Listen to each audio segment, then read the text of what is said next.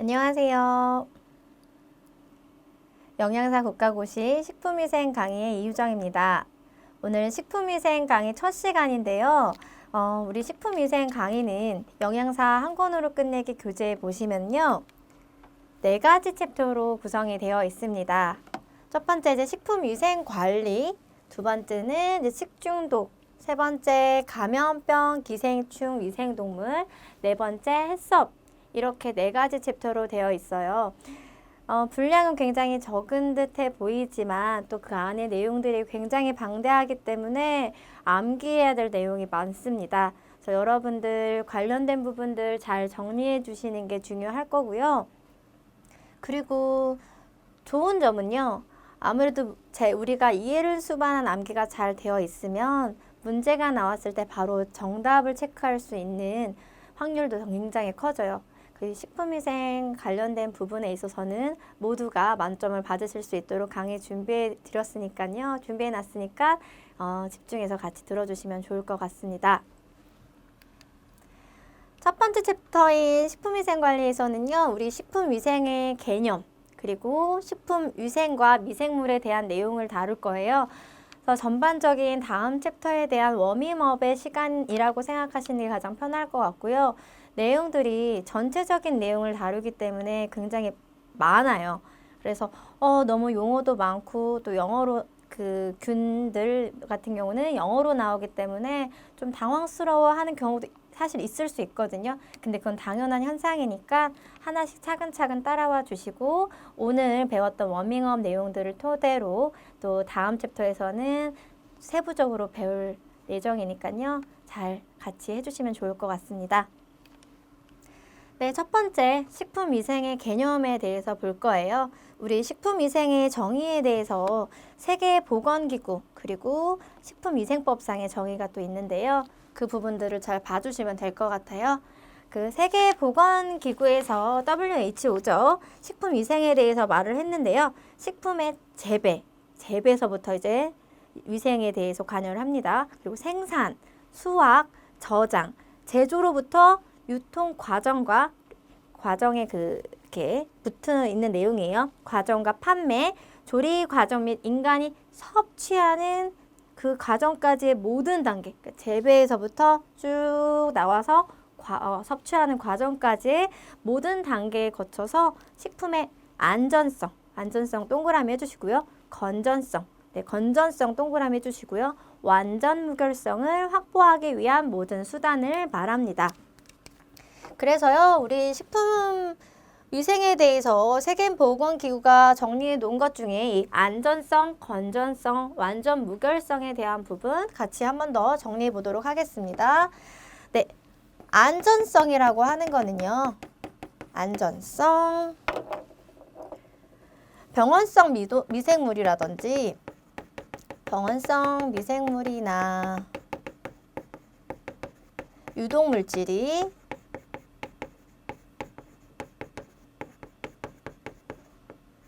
포함되지 않은 것. 식품에는요, 식품위생이라고 하는 거, 안전성, 병원성 미생물이나 이런 유독물질들이 포함되지 않은 것, 안전성을 갖고 있다. 안전성을 갖춰야 된다. 안전성을 확보해야 된다. 두 번째는요, 건전해야 된다. 이제 건전성 있는데요. 이 건전성에 대한 내용 보시면 질병에 걸리지 않은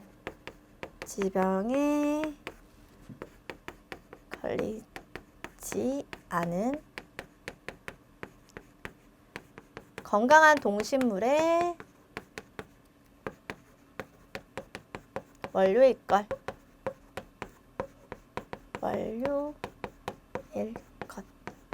네. 건전성도 갖춰야 하고요. 그리고 완전 무결성.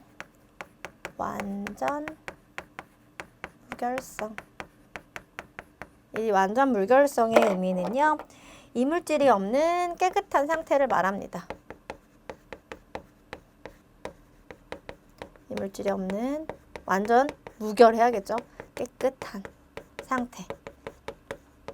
그래서 세계보건기구에서 식품위생에 대해서 이야기한 내용은 식품의 재배에서부터 블라블라블라 섭취하기까지의 모든 단계에 걸쳐서 식품의 안전성, 건전성, 그다음에 완전 물결성을 갖추어야 한다. 이런 확보하기 위한 수단을 식품위생이라고 한다. 세계보건기구가 정한 내용입니다. 세 가지에 대한 내용은요. 왼쪽 여백이나 위쪽에다가 적어두시면 될 것 같고요. 그 다음 식품위생법상의 정의가 또 있어요. 식품위생이란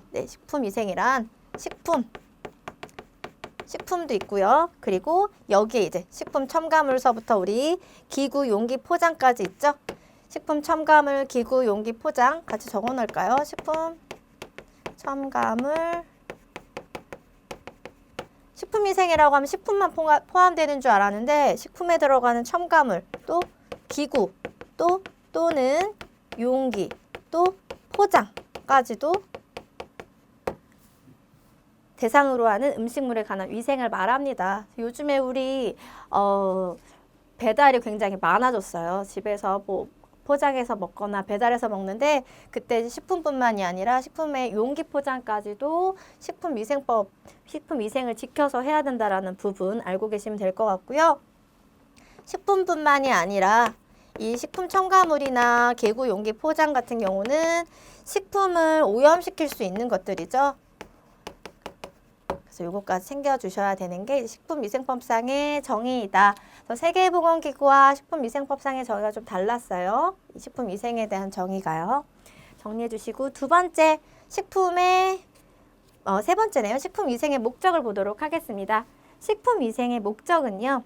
우리 식품으로 인한 위생상의 위해를 방지하고 식품 영양의 질적 향상을 도모해서 식품에 관한 올바른 정보를 제공하는 거예요. 그럼으로써 궁극적인 목적은요. 국민 보건의 향상과 증진에 이바지함을 목적으로 합니다. 여기까지 우리 식품위생의 정의를 봤고요. 이 식품위생의 정의는 우리 35회 때도 출제된 부분이 있기 때문에 한 번 더 정리해 주시면 될 것 같습니다. 다음은요. 식품의 위해 요소입니다. 식품의 위해 요소는 내인성, 외인성, 유기성 이 세 가지로 나눠줄 수 있는데요. 이렇게 나눠주는 기준은 생성 요인별로 이렇게 나눠줄 수 있어요. 생성 요인별로 내인성, 외인성, 유기성. 그래서 이 부분은 구분을 좀 해주시면 좋을 것 같습니다. 내인성은요, 말 그대로 식품 자체, 식품 자체에 함유되어 있는 유해 유독 물질을 의미를 합니다.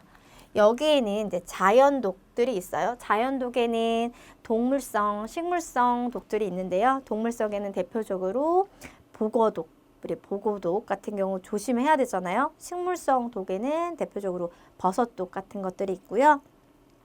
그 다음에 자연독 말고 내인성에는 생리작용 성분들이 있습니다. 그 생리작용 성분에는 식이성 알레르겐이라든지 항비타민 물질, 항효소성 물질들도 포함이 됩니다. 그리고 이제 다음에 나오는 게 외인성인데요. 외인성은요. 식품 자체에는 함유되어 있지 않아요. 식품 자체에 함유되어 있는 게 내인성이었다면 외인성은 외부로부터 혼입되거나 오염된 것을 의미하게 됩니다. 그래서 43회 때 출제된 바가 있는데요. 거의 대부분을 차지하는 것이 대다수를 차지하는 것이 외인성 위해 요소예요. 그래서 여기에는 생물학적인 식중독균이라든지 경구감염병, 기생충, 그리고 뭐 곰팡이 같은 것들이 있고요. 화학적으로는 의도적으로 첨가하는 식품 첨가물들, 유해 첨가물, 현재는 유해 첨가물로 기준이 되어 있는 유해 첨가물이 있고 비의도적으로 첨가하는 것들, 예를 들면 잔류 농약 같은 거는 병충해를 예방하려고 우리가 농약들을 뿌리잖아요. 근데 그것들이 잔류 농약이 되는 경우, 또 포장재, 용기, 불출물 같은 경우가 비의도적인 첨가물이 됩니다. 다음은요. 내인성 알았고 이제 외인성 알았는데 유기성이 나옵니다. 이 유기성은 식품에 제조하거나 가공하거나 또 운반하고 저장할 때 유해 물질이 생성이 되는 거예요. 쉽게 말하면 삼겹살을 구워 먹어요. 근데 삼겹살이 탔어요. 그때 생성되는 것들 유해 물질, 유기성 위해 요소라고 합니다. 그래서 그리고 그런 것들도 포함이 되지만 섭취한 다음에 또 체내에서 생성되는 것들도 유해 물질들도 유기성에 해당이 됩니다. 그래서 내인성, 외인성, 유기성을 좀 구분해 주시면 되는데 유기성에서도 또 물리적 생성물, 화학적 생성물, 생물학적 생성물 이렇게 나와요. 이런 관련된 부분들도 뒷부분에서 함께 볼 거니까 읽어봐 주시고 기억해 주시면 될 것 같습니다. 다음은요. 식품의 독성 시험입니다. 독성 시험도 세 가지가 있어요. 급성 독성 시험, 그리고 아급성 독성 시험, 만성 독성 시험입니다. 우리 이제 급성 독성 시험부터 보면요. 우리 생쥐나 흰쥐 이런 검체에다가 한 번 투여를 합니다. 그래서 관찰을 1에서 2주 동안 이제 관찰을 해요. 관찰을 한 다음에 실험 동물에요. 50%를 죽게 하는 독극물의 양을 말합니다. 그 양을요. LD50 이렇게 해서 반수치사량이라고 합니다. 여러분들께서 기억해 주셔야 될 거 이제 50% 조금 기억해 주시면 좋을 것 같고요. LD50 반수치사량의 용어에 대해서도 봐주세요. 그래서 반수치사량의 양이 커요. 클수록요. 독성 물질의 독성이 높을 것 같으세요? 낮을 것 같으세요? 이 독성은 낮습니다. 즉 실험 동물의 절반을 죽게 하려면 이 LD50의 수치가 높다라는 것은 양이 많이 필요하다라는 거예요. 양이 많이 필요하다는 건 독성이 낮다는 거죠. 그 반수치사량의 수치가 1이면은 이제 이 50%가 다 죽는 경우가 있고 이 반수치사량의 양이 10이어야 죽는 경우가 있을 수도 있겠죠. 그럼 이렇게 작은 양으로도 죽게 될 경우에는 독성이 높은 거고, 네, 많아야지 조금 더 많아야지 실험 동물의 50%가 절반 이상이 죽으려면 독성이 좀 약하다라는 거겠죠. 이 개념에 대해서 여러분들께서 좀 이해를 해주시면 좋을 것 같고요. 그 다음에 아급성 독성 실험 나왔습니다. 35회 때 출제된 바 있고요. 이 아급성 독성 실험은요. 1에서 3개월이에요. 아까 급성이 1에서 2주를 관찰했다면 1에서 3개월이고요. 이때는 평균 수명의 10분의 1 정도. 네. 그래서 경구투여에서 단시간에 증상을 관찰하게 되는데요. 이 아급성 독성 실험을 통해서 만성 독성 실험의 기초 자료가 된다는 부분 알고 계시면 될 것 같습니다. 다음은 세 번째 만성 독성 실험입니다. 만성 독성 실험은요. 생쥐, 개, 원숭이 이렇게 시험동물을 2종 이상을 사용해요. 시험동물을 2종 이상을 사용하고요. 소량씩 장기간 투여합니다. 이 장기간 투여해서 관찰하는 기간은요. 만성 독성 실험은 제일 길어요. 한 1, 2년 정도 관찰을 하게 됩니다. 그 다음에 증상을 확인하게 되는데요. 이때 만성 독성 실험에서는요. 어떤 것이 목적이냐면 최대 무작용량을 구하는 것이 목적입니다. 이 최대 무작용량은 같은 말로 최대 무해 용량이라고도 해요. 즉 실험동물의 시험 물질을 소량씩 장기간 투여했을 때 어떠한 중독 증상도 나타나지 않는다. 무가 없을 무죠. 해하지 않는다. 나타나지 않는 최대 용량을 이제 최대 무작용량, 최대 무해 용량이라고 하는데요. 여기서 또 하나 나오는 게 1일 섭취 허용량이라는 용어가 나와요. 이거는 ADI라고 합니다. 즉 우리 사람이요.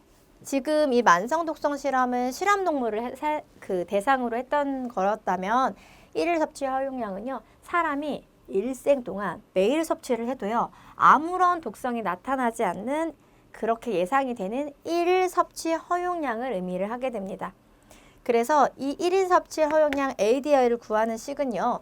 최대 무작용량, 최대 무작용량에다가요. 안전개수를 곱합니다. 이 안전개수는 100분의 1이고요. 그 다음에 평균 체중을 구하면 1일 섭취 허용량이 나오게 돼요. 그래서 여기서 우리 안전계수가 이제 100분의 1로 되어 있는데 이 안전계수를 왜 넣었냐면요. 사람은 일반적으로 동물보다는 면역력이 약하죠. 그래서 최대 부작용량의 이제 안전계수를 곱했고요. 이 100분의 1을 곱한 것은 이제 동물과 사람과의 종간 차이가 있어서 일단은 허용량을 10분의 1로 나눴고요. 줄였고요. 그 다음에 사람과 사람, 그렇게 사람과 사람과의 개인차를 또 고려를 해가지고 다시 10분의 1로 줄였습니다. 그래서 안전계수가 100분의 1이 나온 거예요. 이렇게 해서 이제 1일 섭취 허용량이 나왔는데요. 그냥 쉽게 1일 섭취 허용량에서 말을 하면은 우리가 매일 먹어도요. 부작용이 없을 정도의 하루 섭취 한도량입니다. 이게 바로 1일 섭취량 ADI에 대한 내용이었어요. 그래서 식품의 독성시험, 급성, 아급성, 만성에 대한 내용 나왔고요. 관련된 부분들 함께 봐주시면 될 것 같습니다. 네, 그렇게 해서 정리가 됐고요. 다음은 식품위생과 미생물에 대한 내용 보겠습니다. 미생물의 종류 및 특성을 보시면 미생물은요, 바이러스, 세균, 곰팡이, 효모가 있습니다. 바이러스 먼저 볼게요. 바이러스는 43회 때도 출제된 바가 있는데요. 일단 이 바이러스 자체가 형태, 크기가 일정하지 않아요. 그리고 살아있는 세포에만 증식을 합니다. 즉, 생세포에만 증식을 해요. 생세포에만 증식을 하고요. 생세포에서만 증식. 순수 배양이 불가능합니다. 그리고 미생물 중에서 크기가 굉장히 작아요. 한 0.01에서 0.03 나노미터 정도 크기가 굉장히 작고요. 세균 여과기를 통과해요. 여과 미생물입니다. 바이러스가요. 그리고 그 미생물 중에서 크기가 가장 작다 보니까 보려면 전자현미경이 필요해요. 또 단백질과 핵산으로 구성이 되고요. 그 핵산도 RNA나 DNA 한 가지만으로 존재를 하게 됩니다. 또 경구 감염병의 원인이 되기도 합니다. 바이러스 그러면 식품의 부패와 관여할까요? 네, 식품의 부패와는 관여하지 않는 부분이 있고요. 또 하나 더 적어 놓을게요. 우리 지금 교재 보시면 기역에서 미음까지 나와 있잖아요. 비읍하고 옆쪽에 항생제 저항력이 있음. 항생제 저항력이 있음. 하나 적어주시면 좋을 것 같아요. 그래서 예방이 최선입니다. 이 바이러스는요, 예방이 최선이에요. 다음 세균 볼게요. 세균 박테리아예요. 세균은요, 원핵세포로 된 단세포 생물입니다. 단세포 생물이고요. 형태에 따라서 구균은 코커스, 동그라미 모양, 구형이고요. 강균, 막대형, 바실러스 있고요. 또 나성균으로도 분류를 하게 됩니다. 우리 세균 같은 경우는요, 세포벽의 염색성에 따라서 그람 양성균, 그람 음성균으로 나누는데 이 그람 염색에 대해서 우리가 한번 보고 넘어가는 시간 갖도록 할게요. 그람 염색을 해서 자주색, 보라색이 되게 되면요, 이거는 그람 양성입니다. 그람 양성 같은 이렇게 적을 수 있고요. 그런데 이제 그람 염색을 했는데 우리 분홍색이 되었다. 이럴 경우에는 그람 음성, 같은 말로 그람 음성이 됩니다. 대부분은 이제 이 그람 음성 대다수예요. 그래서 이 그람 음성 같은 경우는 아포를 형성하지 않습니다. 그러면 그람 양성 같은 경우는요, 이제 아포로 나눠볼게요. 아포 생성균이 있고요. 아포를 생성하지 않는 비아포 생성균이 있습니다. 이 아포 생성균에는요, 우리 바실러스라든지 클로스트리디움 같은 것들이 있습니다. 비아포 생성균에는 뭐 리스테리아나 디프테리아 같은 것들이 있어요. 우리가 지금 챕터 1 같은 경우에는 관련된 부분도 이제 뒤쪽에 바이러스, 세균, 곰팡이 이런 것들이 숫자적으로 세부적으로 나올 텐데요. 관련된 부분에 대한 워밍업, 어느 정도의 지식을 쌓고 임해주시면은 훨씬 이해가 쉽기 때문에 이런 부분을 말씀을 드리는데, 그람 염색에 대한 부분, 이제 그람 양성, 앞으로 이렇게 그람 양성이라고 표기를 할 거고요. 그람 음성 이렇게 표기할 거니까 알고 계시면 될 것 같습니다. 그래서 그 그람 염색법에 따라서 그람 양성 음성을 나누고 그에 따른 압부 생성군과 압부 생성하지 않는 것들에 대한 부분까지 우리 함께 봤습니다. 그리고 이 세균은요, 분열 증식합니다. 분열 증식한다라는 거는 이분법 증식을 하고 있어요. 분열 증식을 하고 대수적인 증식을 해요. 기하급수적으로 이 세균은 늘어나요. 대장균의 세대 시간 같은 경우는 20분으로 굉장히 짧다라는 걸 알 수 있고요. 또 잘 자라는 환경이 중성입니다. 중성 pH에서 참 잘 자라고요. 산성에서는 억제가 됩니다. 그리고 균사와 외생포자를 만드는 경우도 있고요. 편모라고 해서 운동기관 가진 것들이 있어요.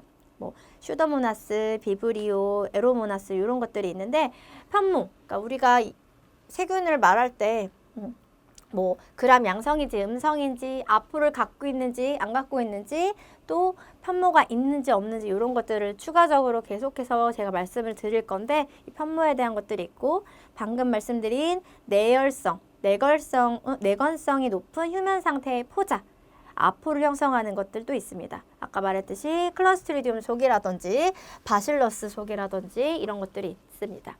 요건 이제 38회 때 출제가 된 바 있고요. 또 산소 요구도에 따라서 호기성균, 혐기성균, 통성혐기성균이 있는데요. 네, 정리해 드릴게요. 산소 요구도에 따라서요. 호기성, 그리고 혐기성, 통성혐기성이 있습니다. 호기성균은요, 산소가 있어야 잘 자라요. 그래서 산소가 있어야지 잘 자라고요. 혐기성은요, 산소가 없어야지 잘 자랄 수 있습니다. 그리고 통성혐기성은요, 산소가 있든 없든 유무 상관없이 생육이 가능합니다. 그래서 우리가 이제 뒤쪽에도 또 말씀을 드릴 건데, 각각의 세균별로 그람 양성 음성인지, 그리고 아포를 형성하는지, 편모가 있는지 없는지, 산소 요구도 통성혐기성인지 호기성인지 혐기성인지 구분을 해드릴 거니까 이 부분에 대한 이해가 좀 있어주시면 될 것 같습니다. 그리고 치읓 보시면요, 요구르트, 김치, 청국장, 식초 가로쳐 주시고요. 발효식품 제조에 이용되는 것도 있습니다. 키읔, 수분이 많은 식품 잘 변질시켜요. 그래서 우리 수분 관리 잘 해주셔야 되고, 식중독을 유발하는 것도 있습니다. 이렇게 해서 우리가 세균에 대한 내용을 정리를 했고요. 다음은 곰팡이 보겠습니다. 곰팡이는요, 그 진균류 중에서 균사체를 발육기관으로 해서 하는 진균을 사상균 또는 곰팡이라고 하고요. 이 곰팡이는요, 균사를 만듭니다. 그리고 그 끝에 포자를 형성해요. 무포자, 뭐 포자가 없거나 포자가 있다, 뭐 이렇게 구분도 하거든요. 증식은 균사 아니면 포자로 하게 됩니다. 이 곰팡이는요, 우리 세균보다는 생육 속도는 또 느려요. 느리고 공기를 좋아하는 호기성이에요. 그래서 약산성의 pH, 한 pH 4.0에서 잘 자라고요. 최적 pH가 4다. 내산성이 높습니다. 미음에 장류, 주류, 치즈 가로쳐 주시고요. 발효식품 제조에 이용되는 것도 있습니다. 그리고 비읍, 건조식품을 잘 변질시키고요. 세균 같은 경우는 수분이 많았죠. 수분이 많은 것들을 변질을 잘 시켰다면, 곰팡이는 건조식품을 잘 변질시키고요. 시옷에 곰팡이 독을 형성하는 것도 있습니다. 곰팡이도 뭐 아플라톡신 있죠? 이 아플라톡신은요, 발암성을 갖고 있어요. 그래서 간암을 유발을 하기도 합니다. 그래서 곰팡이에 대한 내용을 봤는데요.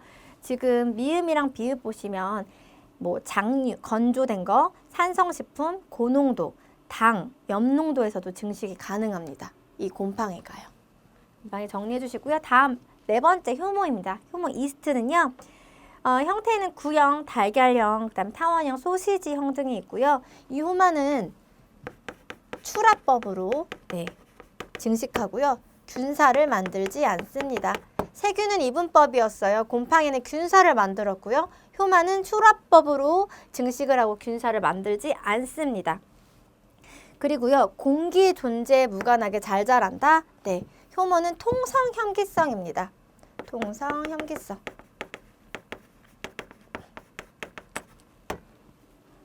그리고 약산성의 pH에서 잘 자라요. 약산성 pH에서 잘 자라고요. 최적 pH 약산성이고요. 그래서 어떻게 보면은 최적 온도나 pH는 곰팡이랑 좀 유사한 게 있어요. 곰팡이 효모가요. 술, 발효빵, 네, 미음의 술 발효빵에 가로쳐 주시고요. 발효식품 제조에 이용되는 것도 있으나 버터, 치즈, 요구르트, 김치 등의 발효식품을 변질시킬 수 있다. 그래서 김치 가끔 보면 윗부분에 하얗게 있는 거 산막 효모거든요. 변질시킬 수 있습니다. 41회 때 출제가 되었었고요. 효모에 대한 부분 추가적으로 제가 더 적어드리면요. 옆쪽에 비읍하고 이 효모의 크기는요. 세균과 곰팡이의 중간 크기입니다. 그리고 최적 발육 온도는요. 효모의 최적 발육 온도는 25에서 30도 그리고 40도씨 이상일 경우에는 사멸을 하게 됩니다. 이렇게 보시면 되고 시옷 대표적으로 이제 사카로마이세스, 세레비시에 같은 거는요. 아까 전에 우리 술 발효빵, 발효식품 제조에 이용할 수 있다고 했죠? 맥주라든지 그 효모가 포도주 등 주류 제조에 이용을 하게 됩니다. 사카로마이세스 세레비시에가요. 제조에 이용되기도 합니다. 그래서 미생물의 종류 및 특성 보시면 바이러스, 세균, 곰팡이, 효모에 대한 부분 제가 정리해드렸습니다. 함께 보시면서 정리해 주시면 좋을 것 같아요. 다음은요. 식품위생상 중요한 세균들에 대해서 보도록 하겠습니다. 이제 9가지가 나와 있는데 하나하나 정리를 해볼게요. 첫 번째, 바실러스. 네, 바실러스는요. 우리 그람 염색을 했을 때 그람 양성입니다. 그람 양성이고요. 이 바실러스는 내열성 아포를 형성합니다. 형성하지 말고 생성이라고 할까요? 생성합니다. 내용 보시면 공기나 유기물이 많은 토양의 표층에서 서식하며 자연계에 많이 분포되어 있다. 자연계에 많이 분포되어 있다라는 거는 식품을 오염시키는 식품 오염의 주역이 됩니다. 그리고 가열식품의 주요 부패균이고요. 식중독의 원인이 되는 것 대표적으로는요. 지금 교재에는 이제 바실러스 세레우스가 나와 있는데요. 세레우스균이랑 탄저균이 있습니다. 그래서 바실러스 그람 양성의 내열성 아포를 형성하고 자연계에 널리 분포되어 있어서 식품 오염의 주역이고 가열식품의 부패균이었고 대표적으로는 세레우스균이랑 탄저균이 있었다. 이 정도 정리해 주시고 뒤쪽에 우리가 챕터 2에서 식중독에 대해서 보시게 된다면 조금 더 이해가 쉬우실 거예요. 다음은 마이크로코커스입니다. 마이크로코커스, 코커스 들어가면 거의 구균이거든요. 여러분들 구균 같은 경우는 그람 양성이에요. 그람 양성이고요. 그리고 무화포, 그 다음에 무화포고 구균이고요. 어떤 환경에서 잘 자라면요. 호기성 환경에서 잘 자랍니다. 호기성 균이에요. 또 단백질 부패시키는 마이크로코커스는요. 단백질 부패균이에요. 그리고 표면을 생육해서요. 표면 생육을 해서 변색시키거나 점질물을 형성합니다. 내용 볼게요. 동물의 표피와 토양에 분포를 합니다. 이 마이크로코커스는요, 바실러스 다음으로 가장 많이 분포되어 있어요. 그래서 육류, 어패류와 이들 가공품의 주요 부패균이다. 네, 단백질 부패균이라는 부분 정리해 주시면 될 것 같아요. 세 번째는 슈도모나스입니다. 슈도모나스는요, 그람 음성이에요. 그람 음성이고요. 이 무화포 호기성 강균입니다. 무화포고요. 호기성 강균입니다. 그리고 슈도모나스의 특이한 부분은요. 네, 수용성 형광색소를 좀 형성해요. 이렇게 하고요. 수용성, 약간 제가 내려온 것 같아요. 형광색소 형성. 그리고 또 방부제에 있어서 슈도모나스는요. 방부제 저항성 큼. 그리고 슈도모나스가 우리 뒤쪽에서 나올 텐데 이 우유를요. 청색 혹은 녹색으로 부패시키는 변화시키는 부패균입니다. 청색, 녹색으로 변화시키는 부패균입니다. 네, 슈도모나스고요. 내용 보시면 물을 중심으로 자연에 널리 분포한다. 저온에서 잘 자란다. 그래서 슈도모나스, 네, 슈도모나스 저온균이고요. 저온균 적어주시고요. 어패류의 대표적인 부패균이다 나와 있고요. 네 번째 비브리오 볼게요. 비브리오는요, 그람 음성이에요. 무화포고요. 아포가 없고요. 그 다음에 통송염기성 강균입니다.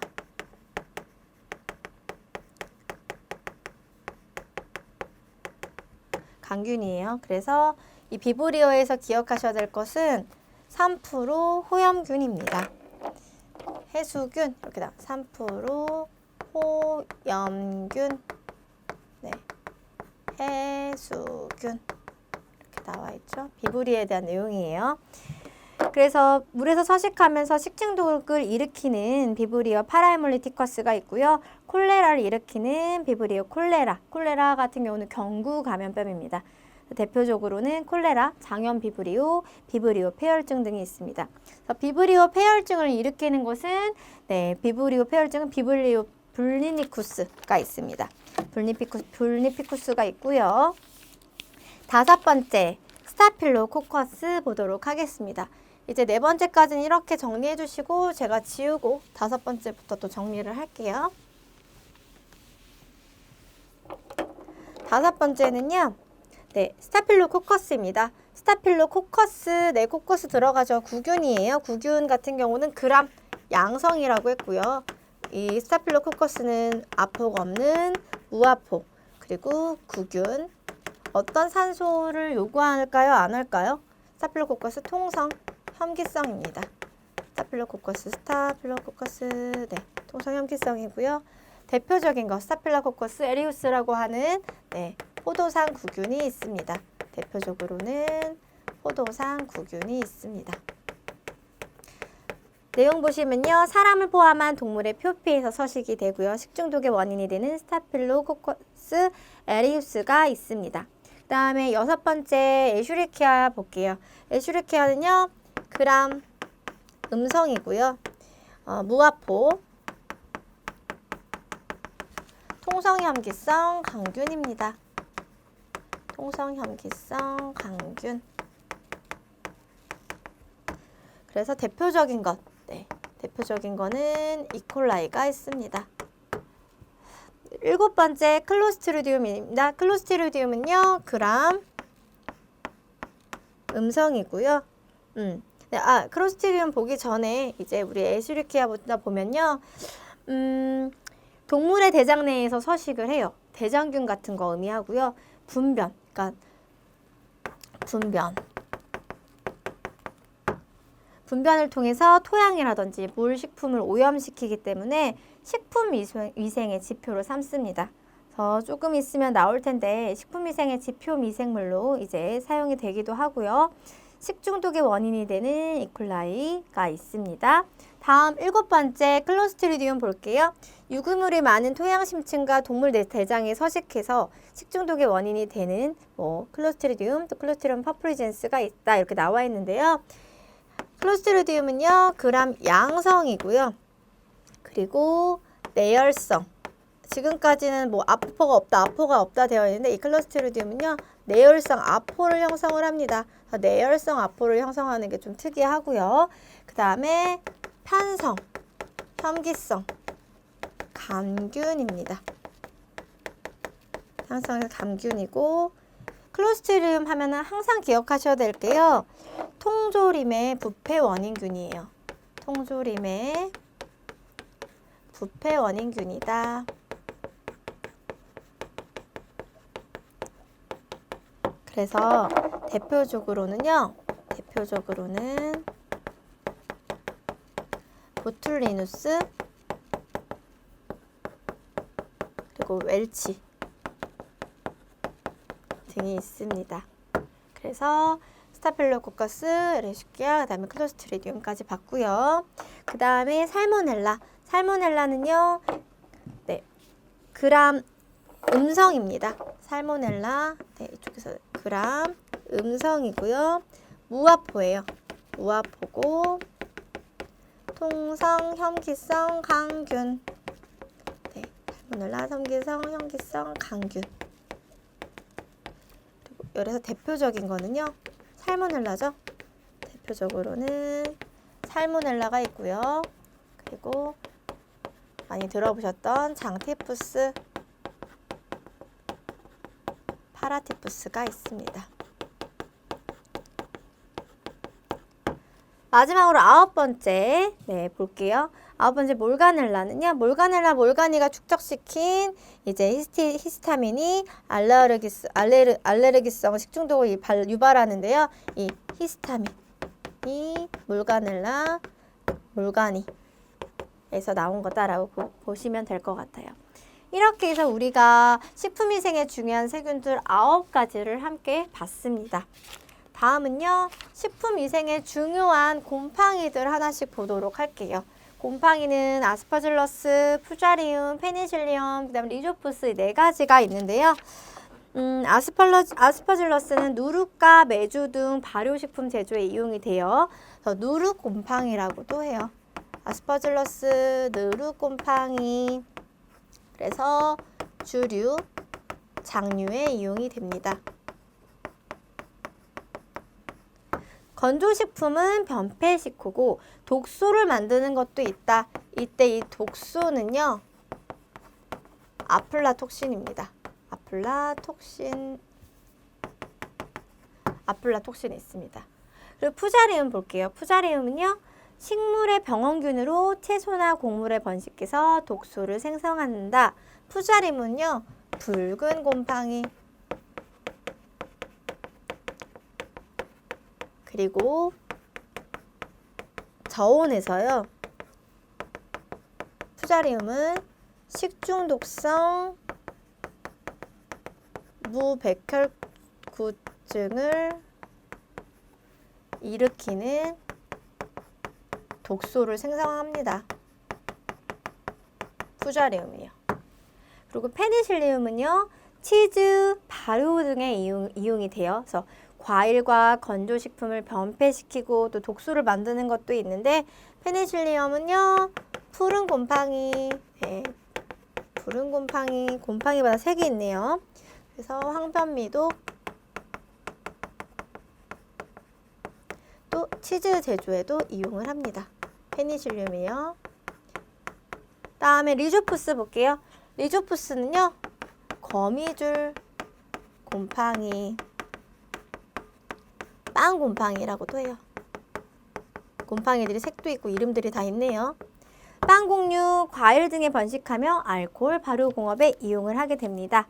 그래서 영양 보충 내용 보시면 식품별로 주요 오염 미생물들이 곡류, 그리고 채소류, 육류, 어패류, 과실, 통조림 식품, 밥, 우유 이렇게 나와 있는데 이 부분은 여러분들께서 한 번씩 읽어봐 주시면 될 것 같아요.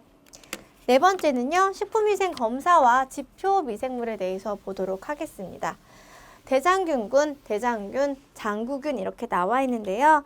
이 식품위생검사와 지표미생물은요. 37회, 38회, 그리고 39회, 41회 출제된 바 있습니다.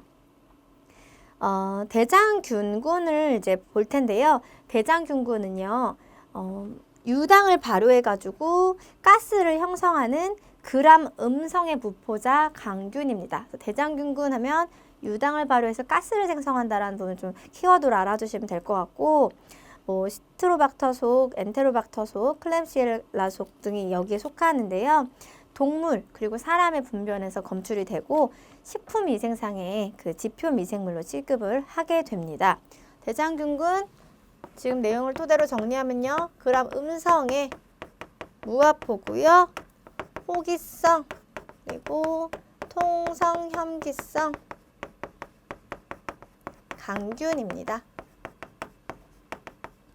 그래서 우리 대장균군을 시험을 하게 되는데요.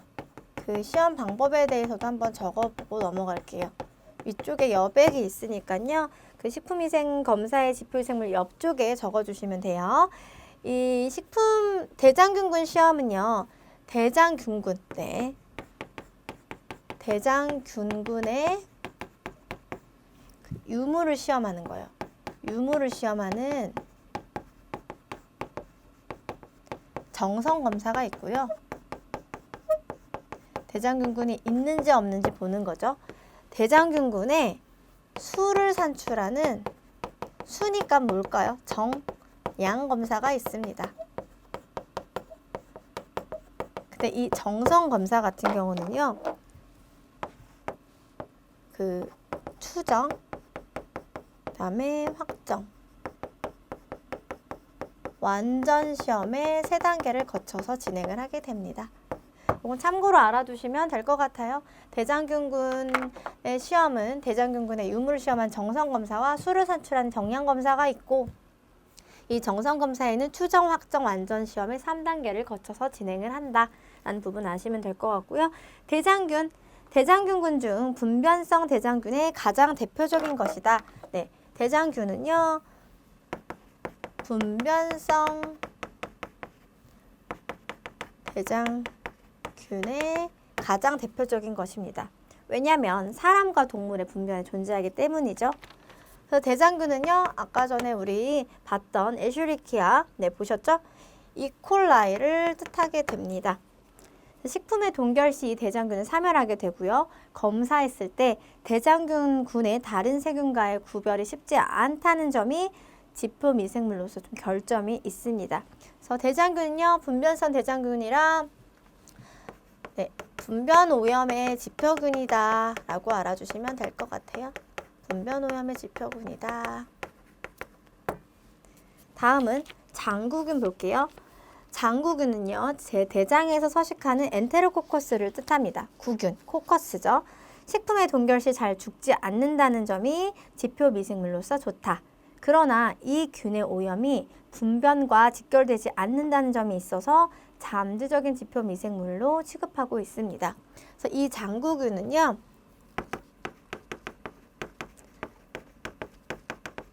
냉동식품과 건조식품의 오염 지표균이 됩니다. 이렇게 알아두시면 될 것 같아요. 그래서 영양보충 보시면 지표미생물에 대한 내용 있죠? 지표미생물은 질병을 직접적으로 유발시키지는 않지만 이것들이 검출되었을 때 장내에 서식하는 소화기계 감염병균이나 식중독 세균의 공존 가능성을 나타내기 때문에 지표로서 의미가 있다라는 부분이 있습니다. 그래서 우리 여기서는 대장균군과 장구균에 대해서 좀 구별을 해보시고 넘어가야 될 것 같아요. 대장균군 시험은 적으셨을 것 같으니까 지우고요. 자, 정리를 해볼게요. 장구균이 있고요.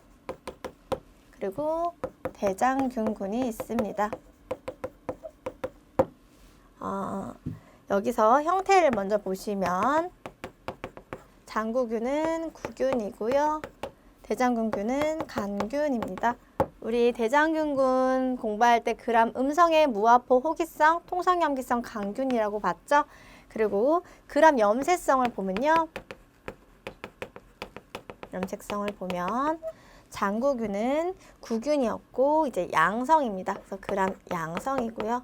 즉 양성.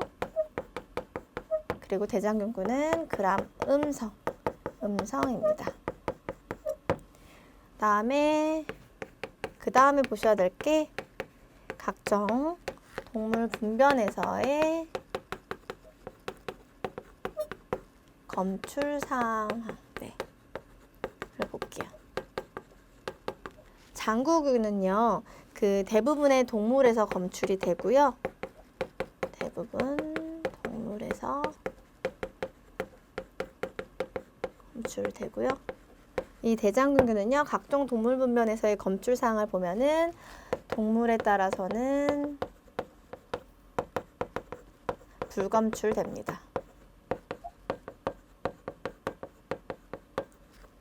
네, 그리고 나서 우리 보실게요. 냉동식품에서의 생존성 볼게요. 우리 냉동식품에서의 생존성. 우리 앞쪽에서는 장구균이 냉동식품과 건조식품의 오염지표균이라고 했죠. 그럼 냉동식품에 있어서 생존성은요. 장구균은 일반적으로 높습니다. 그러니까 오염지표균으로서 네, 역할을 하겠죠. 그리고 대장균균은요. 일반적으로 낮습니다. 그리고 우리 건조식품 생존성은요. 예, 높고요. 대장균균은 낮습니다. 그다음에 생선이라든지 채소에서의 검출률도 한번 볼게요. 장구균은요. 일반적으로 높아요.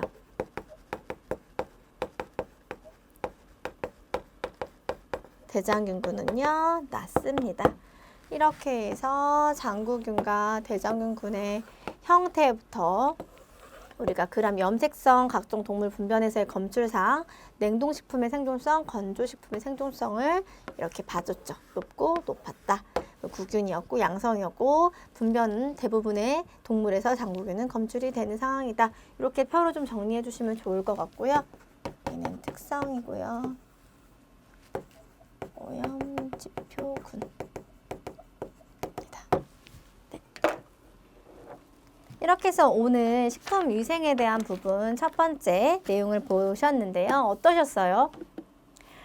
저도 같이 이렇게 영양사 시험을 준비를 했었고 시험을 치렀던 입장에서 내용들이 굉장히 많고 또 외워야 될 부분도 방대하기 때문에 정리를 제 입장에서 좀 쉽게 해드린다고 했는데 어떠셨을지 모르겠습니다.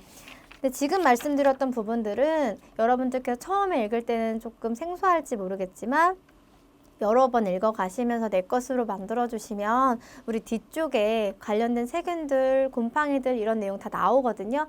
그때 이게 바로바로 또 적용시킬 수 있으니까 오늘 내용에 대해서 혹시라도 어려우셨다고 느끼셨다면 복습 철저히 해드리는 것을 추천드리겠습니다. 네, 오늘 준비한 강의는 여기까지고요. 다음 시간에 또 뵙도록 할게요. 감사합니다.